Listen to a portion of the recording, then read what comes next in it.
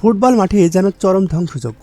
কাতারকে স্রেফ খড়কুটোর মতো উড়িয়ে দিয়ে তাদের জালে গনে গনে 6 গোল জোরালো সহ আয়োজক কানাডা।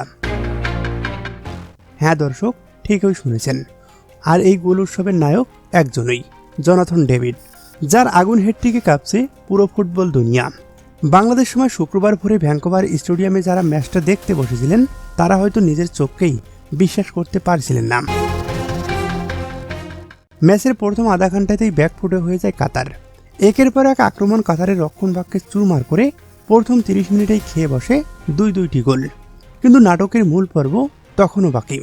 2 গোল খেয়ে কাতার যখন দিশেহারা, ঠিক তখনই ম্যাচের 33 মিনিটে লাল কার্ড দেখে মাঠ ছাড়েন তাদের এক খেলোয়াড়।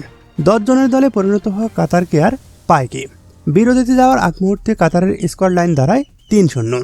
ম্যাচের ভাগ্য প্রথমার্ধেই লেগে ফেলেছিল বিশ্বকাপের সহ আয়োজকরা। আর সেকেন্ড হাফেও চলল কেবল একজন মানুষের রাজত্ব, জোনাথন ডেভিড। কাতারের ডিফেন্ডারদের নাচিয়ে একের পর এক 3 গোল পূর্ণ করে দুর্দান্ত এক হ্যাটট্রিক পূর্ণ করেন তিনি। এর মধ্যে কাতারের আরও একজন খেলোয়াড় লাল কার্ড দেখলে এশিয়ার চ্যাম্পিয়ন কাতার পরিণত হয় মাত্র 9 জনের দলে।